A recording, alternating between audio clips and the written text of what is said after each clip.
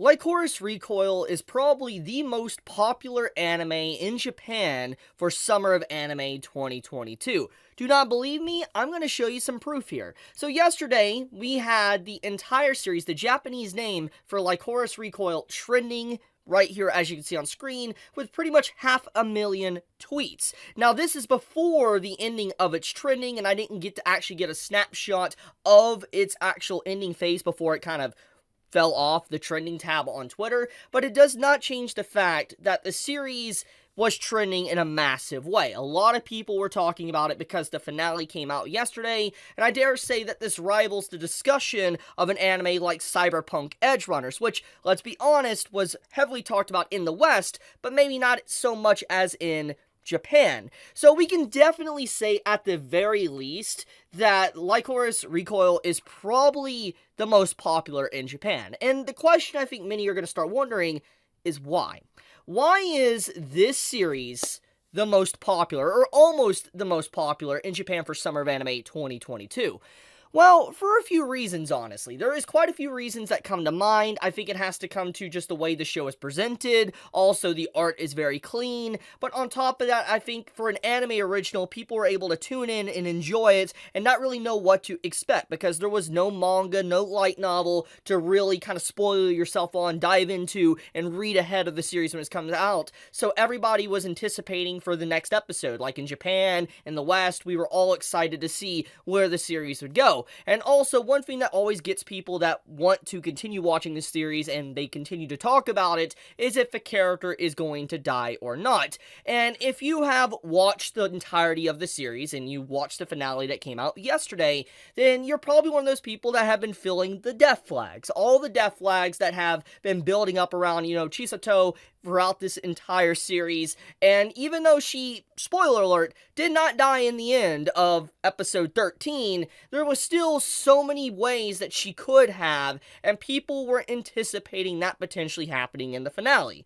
But we had a very happy ending, which opens the door up for more content, for a season 2. And so when I look at everything, when I look at the series and just its overall explosion of popularity, it makes a lot of sense for a few reasons. Like I said, clean art style, great characters, great voice actors, pretty good story, even though it uses some, generic plot points like, a character destined to die or running on borrowed time and might die in the future. We've seen these type of stories a lot in just different forms of literature, that it's been overdone. However, even though it has been done over and over again, I feel like the way, Lycoris Recoil was animated, the way the story was written, it, kind of breathed new life into that format in its own way, its very unique way, which goes back to what I've always said when it comes to cliches.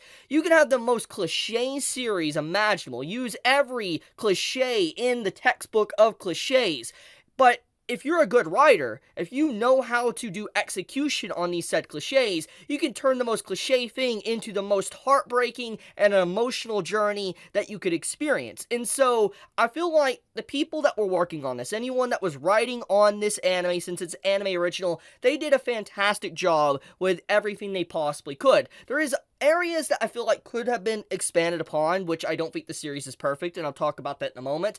But when I just look at the overall presentation, I think that the series did a really good job. I would just say right now, I'd give it a 7.5 to an 8 out of 10. That's where I would kind of put my rating of this story. I don't think it's like 10 out of 10 quality. I don't think it's 9 out of 10 quality, but I do think it's a very solid story, and it deserves the love that it has been getting. So I guess let's talk about it. Let's talk about our characters, and let's talk about one of the big things that this series has been really doing a good job with, and I think it is the overall character of Chisato, which our main female character, and also Majima, which is basically the antagonist slash villain of this series. So let me find an image of it. Yeah, right here. So Majima right here, this character, he's an individual that let's just say he's the antagonist. He is the villain of the series.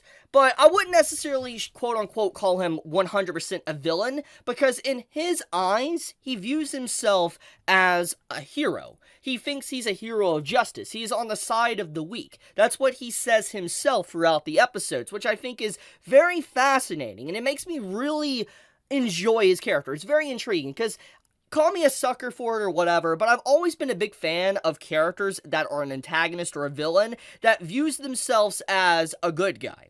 I know that that is also cliche, which gets into what I just talked about. You can have the most cliche stuff, but it comes down to execution if it's done right. And I feel like Majima as a character, yes, he has some things that are definitely questionable, but I think his overall actions of how he feels like he truly is a good guy, I love that. I love that about his character. So let's talk about him a little bit more. So the whole point of the story is him trying to expose the Lycoris, group. These individuals that are basically mercenaries or soldiers on the soil, on the ground, getting rid of problems, getting rid of people that are causing problems in Japan. Basically, our main female character, Chisato, she's a part of that. And, Takina as well, a bunch of characters throughout the story. And his main objective is to kind of hurt the DA and to bring to light what's really going on in Japan, that, what's going on with the peace right now in the world. It's kind of a fake peace, and there's a lot of darkness, a lot of evil going underneath that they're covering up, hiding, and it's not necessarily a good thing. The overall balance and scales of good and evil has shifted into one direction, and it's not good. There is not a good,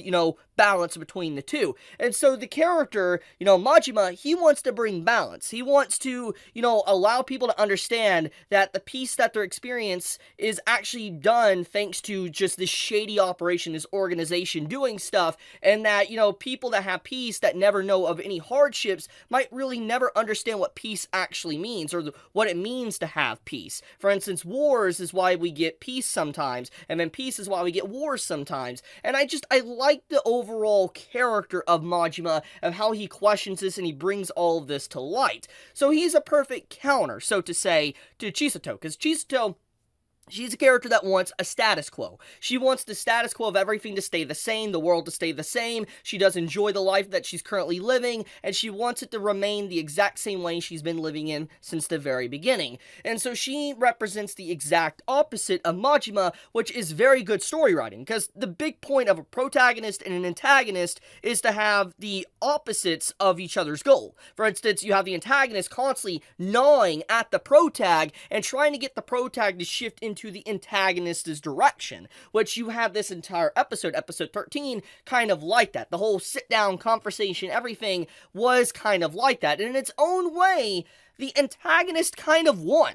I do appreciate that, especially with the whole fireworks at the end, above the tower. Everything about this conclusion was great. I think that the way the character is handled is just, honestly, it's the best part about the entirety of the series, and easily one of my favorite villains of 2022. I would dare say. The only other character that kind of comes close, I would say, would be Shide, and the reason why I think Shide is less in this department than Majima, even though Shide is a great character from Summertime Rendering, Shide is a character that, wants to just be a villain. He relishes the fact that he's a villain. He loves being the villain. He looks up to Final Fantasy VII Sephiroth, for hell's sake. Like, he literally looks up to Sephiroth. So, Shide is a great villain in terms of what he represents, because he knows he's a villain, he wants to be the villain. Well, like I said, Majima, he's a villain, you could say, at least of Season 1, but he's not a villain. Like, he doesn't view himself as that. He views himself as a hero.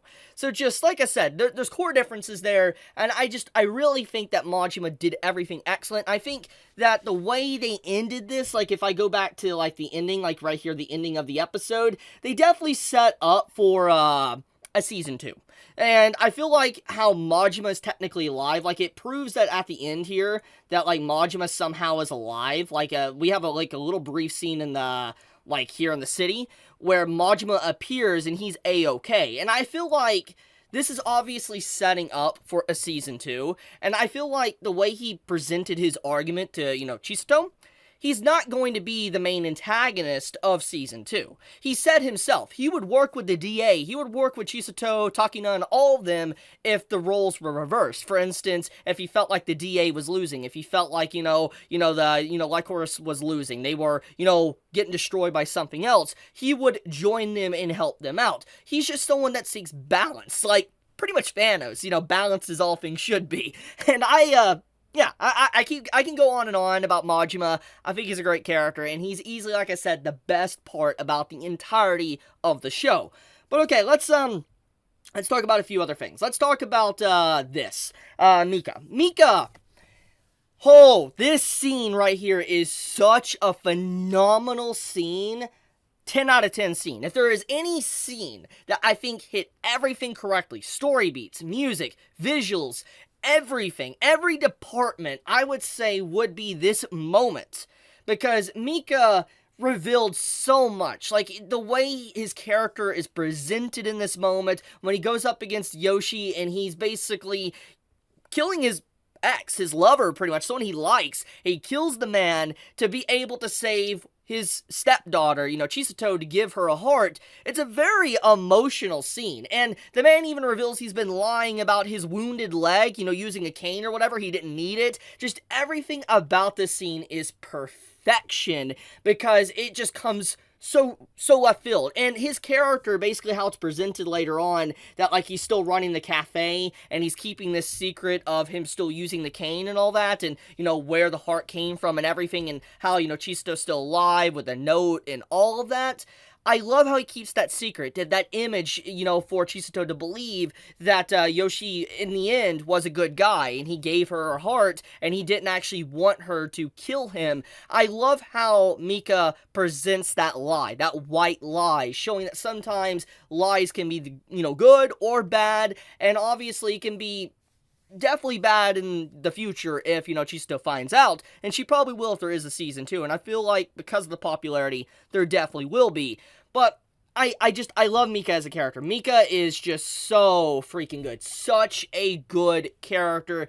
Easily one of the best characters. If I wasn't counting, Majima, I would say Mika's my favorite. Like, straight up, great character. Love this man. Seriously, he's great. But, okay, so let's go a little bit further. So, Chisato, her character throughout the series.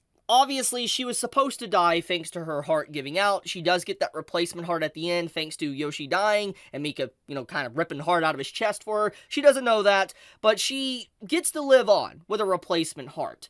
And that's a good thing. We have a good ending technically for her character. She gets to go on living, and yeah, a happy ending. However, I guess I should talk about what's left in the middle room, the elephant in the room, and that is there is a lot of information that isn't kind of clarified, like the Allen Institute. That's not something really dived into for this season. We don't really find out much about like the lilies or whatever, the male equivalent of the Lycoris. We don't actually get a lot of them as well, and I feel like there is a lot of things that are just left very vague throughout the show.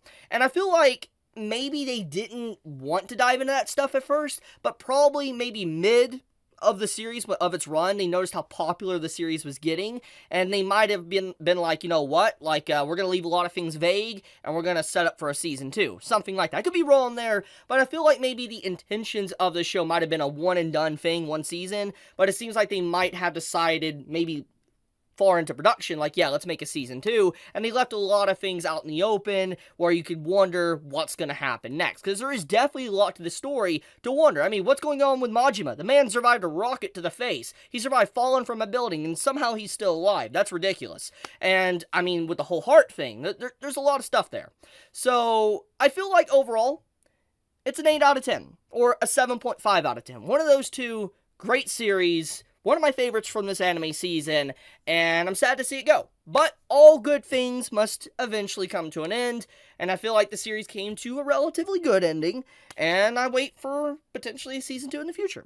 But I guess I'll leave it at that. Thank you so much for watching. If you enjoyed this video, and I gave you any form of entertainment, do drop me a like. It does help me out a lot, and I would greatly appreciate that. But with that, be safe, stay healthy, Chibi out.